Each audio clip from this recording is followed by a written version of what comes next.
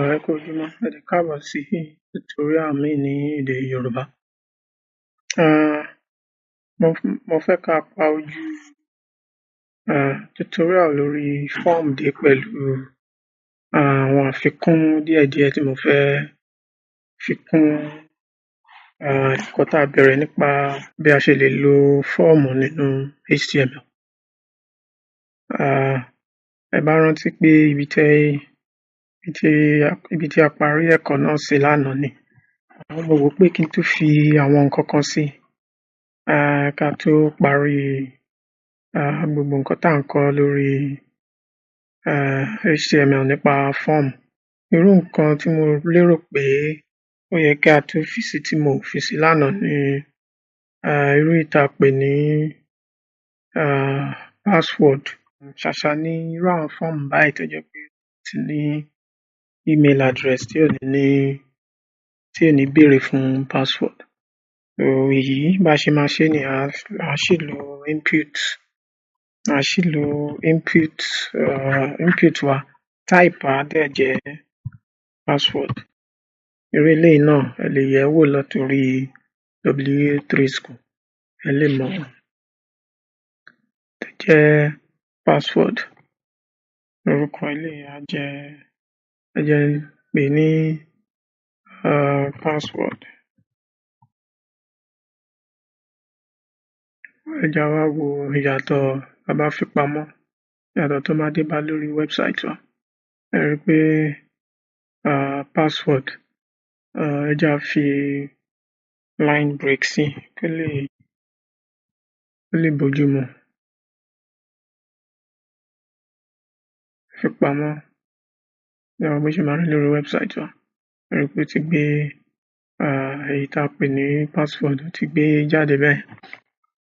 Ohun tá a tún lè ṣe irú required yìí sí a lè ní ká tún fi required kún òun náà. Ẹ bá rántí ìdí tá a fi lo required lánàá kó bá lè pọn dandan pé kẹ́ tó lè submit irú form báyìí ẹ gbúdọ̀ fi password sí. A bá wo àpẹẹrẹ yìí báyìí nísìnyí tí mo wò pé mo fẹ́ fi password mi sí nígbà tí mo ń fill form yìí. Tí bá ní kí n register, ẹ rí pé ó máa fi yé mi pé mo ò tíì fi password síbí. Ìyẹn ìkan. Èkejì ohun tá a tún lè ṣe síbẹ̀ yẹn, mo tún lè ní mo fẹ́ lo irú èyí tá a pè ní main. Ìyẹn ni pé mo lè sọ pé kéléyìí jẹ́ 5. Ìyẹn ni pé oye ohun tí òǹkà password yín gbúdọ̀ jẹ́ kò gbúdọ̀ kéré ju 5 lọ. Irú bí báyìí nísìnyí ó gbúdọ̀ kéré ju 5 lọ. Pé mo lè kọ 6, 7 àmọ́ kò gbúdọ̀ kéré ju 5 lọ. Báyìí nísìnyí a lè wá submit form bẹ́ẹ̀. Ẹ jẹ́ n tún wo nǹkan tí mo tún lè fi sí irú bí ká tó submit form náà. Irú bí nísìnyí ẹ jẹ́ ní bóyá a fẹ́ wo irú ọkọ̀ táwọn èèyàn ń lò. Kí n ní cars, fi line break sí. Ẹ mọ̀ pé input ni ohun tá à ń lò láti ìgbà tá a ti bẹ̀rẹ̀ sí ní kó nǹkan sínú form wa. Ẹ jẹ́ á tún lo nǹkan míì tá a pè ní select. Select yìí a ti ṣe níbí, a dẹ̀ ti parí níbí. Ká wá tún wo èyí tá a pè ní option. Irú nǹkan báyìí nísìnyí tẹ́ bá lọ sí orí W3 School ẹ mọ gbogbo àwọn nǹkan oríṣiríṣi tẹ́ ẹ lè lò pẹ̀lú irú select tàbí option. Tẹ́yin bá ṣáà ti mọ ohun tẹ́ ẹ fẹ́ ṣe ẹ kàn lọ sórí Google bí mo ṣe sọ àbí kẹ́ ẹ lọ sórí W3 School. Àti option yìí sì tá a bá ṣe ẹ̀ ń rí irú nǹkan tí mo fẹ́ ṣe níbí. Mo lè wá fi value kún níbí. Mo lè wò pé irú ọkọ̀ wo bí ká ní BMW. Ká fún lórúkọ BMW náà bí.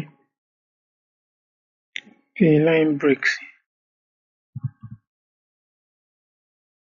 Tá a bá fi pamọ́ ká wo bó ṣe máa rí níbí. Ẹ rí pé ó ti gbé jáde ńbẹ̀. Àmọ́ ẹ jẹ́ n fi line break sí ibí báyìí.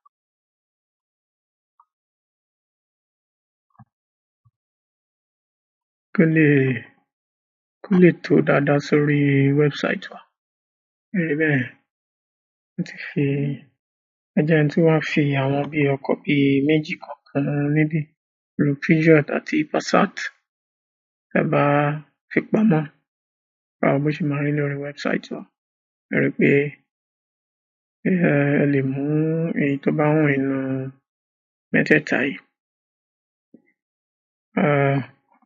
Lẹ́yìn tá a ti ṣe eléyìí, ẹ jẹ́ á wá tẹ̀síwájú láti submit fọ́ọ̀mù wa. Kí n sáré fi àwọn nǹkan kan hàn yín ká tó gbójú tutorial lórí fọ́ọ̀mù yìí dé. Mo rí wípé àṣìṣe díẹ̀ kan wà kò ń ṣe nǹkan tó le jù náà. Ẹ jẹ́ á ṣe àwọn àtúnṣe yẹn látorí Sublime Text wa. Irú títí èyí tá a pè ní submit àti reset yìí. A máa ní láti gbé àwọn yẹn wá sí ìsàlẹ̀ fọ́ọ̀mù wa. Ìyẹn máa wà báyìí. Tá a bá ṣe báyìí tá a bá save ẹ̀, tá a load lórí website tá a rí bó ṣe máa rí. Ẹ rí pé ó ti wà pa bẹ́ẹ̀. A kàn ní láti fi line break sí irú bí báyìí. Ó lè ṣètò títò yẹn dáadáa. Ẹ rí bẹ́ẹ̀. Ó ti tò dáadáa bẹ́ẹ̀. Ó tún ní àwọn nǹkan tí mo tún fẹ́ ṣàtúnṣe sí níbí báyìí. Irú ibí báyìí. Ẹ jẹ́ á fi irú bí. Ẹ jẹ́ á fi value sí ibí báyìí náà. Ẹ jẹ́ á fi value síbí. Value yẹn máa jẹ́ male fún ibí. Ibí yìí máa jẹ́ value ibí máa jẹ́ female. Value tíbí á jẹ́ others.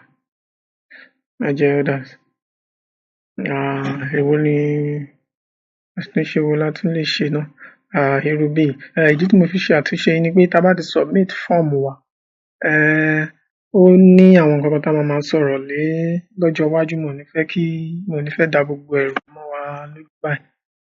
Ẹ kàn mọ̀ pé tá a bá ti submit irú fọ́ọ̀mù báyìí, ó níbi tó máa lọ tó jẹ́ pé àwọn tó máa yẹ̀ fọ́ọ̀mù yìí wò wọ́n á lè mọ̀ pé ọkùnrin ni ẹni tó fill fọ́ọ̀mù. Ọkùnrin lẹni tó submit fọ́ọ̀mù eléyìí, ọkùnrin ló jẹ́. Àbí obìnrin lẹni náà, àbí ìkẹta tá a pè ní other yìí. Ó yé yín. Torí ìdí yẹn náà, irú bí báyìí, ó yẹ ká lè mọ̀ pé ẹni tó submit fọ́ọ̀mù yìí, irú ọkọ̀ tó mú ni eléyìí. Ẹ rí pé a ti fi value sí irú value tá a fi síbí. Àmọ́ ibí ńsìnyí kò sí name. Tẹ́ bá rí name wà níbí. Ẹ jẹ́ á wá fi name kún ibí pé ká pe name náà ní ọkọ̀ cars. Kí èyí ló máa jẹ́ kí irú ọkọ̀ tá a mú níbí kó hàn nígbà tí a bá ti submit fọ́ọ̀mù yìí. Ẹ jẹ́ á fi pamọ́ ká ṣàtúnṣe ká reload níbí ká sáré wo ohun tí mò ń sọ níbẹ̀. Ẹ jẹ́ n fill gbogbo àwọn ohun tó wà níbí. Mú date mi. Male ọkùnrin. Ajá ọkọ̀ kí n mú Passat. Ẹ wá wo ibí báyìí. kí n tó submit, ẹ wo jẹ́ n fẹ́ lè lójú, ẹ wo gbogbo bíbà ibi tí mo fẹ́ kẹ́ ẹ wò ní tí n bá ti tẹ submit, ká wo ìyàtọ̀ tó máa dé bá website wa níbí. Òun ni mo máa fi ṣàlàyé ohun tí mo máa ṣàlàyé ká tó parí ẹ̀kọ́ nípa fọ́ọ̀mù yìí. Lẹ́yìn tí mo ti fi gbogbo ohun tó yẹ kí n fi sí níbí, tí n bá wá ní kí n register, ẹ rí pé ibí yìí bí mo ṣe tẹ register, ó ti fi nǹkan kan kún ní ibí yìí. Kí n gbé ohun tó gbé jáde sí bíbà, kí n wá gbé sí orí Sublime Text mi kí n lè fi ṣàlàyé ohun tí mo fẹ́ ṣàlàyé. Òun ni ohun tó gbé jáde tí mo gbé jáde láti orí website mi ni. Ẹ rí mo ti fi sórí Sublime Text mi. Tẹ́ bá ti submit fọ́ọ̀mù yín, àwọn kan wà tó jẹ́ pé wọ́n máa rí, ó yẹ kán rí ohun tí ẹ submit yìí. Wọ́n lè mọ̀ pé ẹni báyìí ohun tó submit rèé o. A máa fi mọ̀ pé ó yàtọ̀ sí ohun tí ẹlòmíì submit. Ẹ jẹ́ gé sí wẹ́wẹ́ ńbí. Ẹ rí pé láti bí orúkọ àkọ́kọ́ mi leléyìí, orúkọ ìdílé mi sì leléyìí, email mi leléyìí, ẹ rí pé password tí mo lò leléyìí, ẹ rí ọjọ́ ìbí mi ni, ẹ wá wo gender mi náà leléyìí, ẹ wo pet, ó hàn pé mo mú pet, ẹ wo ọkọ̀, ó hàn pé mo mú ọkọ̀ tó jẹ́ Passat. Ẹ rí pé eléyìí mo wá submit níbí báyìí. Ìdí tí mo fi fẹ́ fi eléyìí hàn wá ni pé ó láwọn nǹkan kan tá a máa ṣe ní àwọn ẹ̀kọ́ tá a máa ṣe ní ọjọ́ iwájú. Irú nǹkan báyìí ó ní bá a ṣe lè ṣe tó jẹ́ pé tí èèyàn bá wà ní irú nǹkan tí mo fi hàn yín níbí báyìí nísìnyí, téèyàn bá wà lẹ́yìn mi tó mọ ohun tó ń ṣe, ó lè rí àwọn ohun tí mo fẹ́ fi pamọ́ tí kò yẹ kí ojú ẹlòmíì rí, irú bí password mi níbí. Ẹni tó bá mọ ohun tó ń ṣe tó bá dúró sẹ́yìn mi tó bá rí irú nǹkan bẹ́ẹ̀, ó lè lọ lò ó láti fi ṣe iṣẹ́ ibi àbí ohun tá a lè pè ní jàǹbá kan. Torí ìdí èyí, ó ní àwọn ọ̀nà tá a lè gbà tó jẹ́ pé tá a bá ń submit fọ́ọ̀mù ó láwọn ọ̀nà tá a lè gbà tó jẹ́ pé tá a bá máa fi kọ èdè HTML yìí, ó máa ní irú nǹkan báyìí ò ní hàn lórí website wa tá a bá ń submit ẹ̀. Máa sọ̀rọ̀ nípa ẹ̀ ní ọjọ́ iwájú. Irú èyí ńsìn tí a bá wò pé àwa púpọ̀ là ń ṣiṣẹ́ lórí èdè HTML yìí, fọ́ọ̀mù yìí tó bá jẹ́ a pọ̀ tá à ń ṣiṣẹ́ lé lórí, ó jẹ́ pé a pín iṣẹ́ náà sí bíi pé kémi ṣe apá bí, kẹ́lòmíì ṣe apá tọ̀hún. Ṣó yé yín? Irú eléyìí ńsìn tí n bá dérú bí mo lè wá kọ sí orí fọ́ọ̀mù mi ńbí pé ẹ rí pé ohùn mi ò lọ sókè ní ìbẹ̀rẹ̀ ẹ̀kọ́ yìí. Mo lè wá kọ síbẹ̀ pé kẹ́ni náà má bínú pé mo lè ní ebi ni kò jẹ́ kí a lè gbé ohùn sókè ní ìbẹ̀rẹ̀ fídíò yìí. Ó yé yín? Kẹ́ni yẹn lè mọ̀ pé ó fẹ́ ṣe bí ẹni pé ó rẹra díẹ̀. Irú nǹkan báyìí ńsìn, ẹ rí pé tá a bá save ẹ̀, tá a lọ wò lórí website wa, ó máa hàn ńbẹ̀. Ẹ rí pé ó hàn ńbẹ̀. Irú nǹkan báyìí kò yẹ kó hàn lórí website wa. Mo kàn fẹ́ kí èkejì mi tó máa ṣiṣẹ́ lórí tá a jọ ń ṣiṣẹ́ lórí fọ́ọ̀mù yìí, kóun kàn lè mọ̀ pé ohun tó ń ṣẹlẹ̀ sí mi tí ohùn mi tí mò ń fi gbóhùn sókè ní ìbẹ̀rẹ̀ fídíò mi nìyẹn.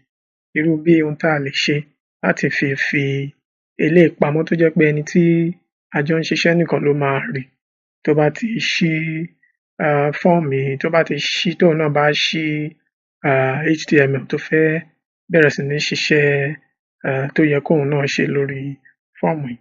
irú bí nsìn màá kàn wá sórí bí màá kó gbogbo ẹ̀ pọ̀ báyìí. Tí n bá tẹ bọ́tìn tá pè ní control àti eléyìí tá pè ní /, ẹ rí pé ó dàbí ìgbà tó ti yí padà níbí báyìí, ó pa ojú ẹ̀ dé, ó yí padà níbí.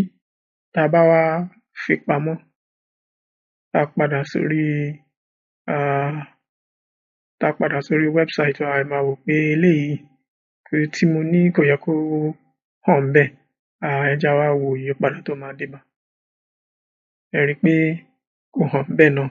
Àmọ́ tí èkejì mi bá ṣí tóun bá wò látọ̀dọ̀ ẹ̀, á lè mọ̀, òun máa rí pé mo ti fi nǹkan kan pamọ́ síbí tóun dẹ̀ máa rí kà, tó máa fi mọ̀ pé ohun tó ṣe ọ̀gbẹ́ni yìí nìyí tí kò fi gbóhùn sókè nígbà tó kọ́kọ́ bẹ̀rẹ̀ sí ní ṣe fídíò yìí.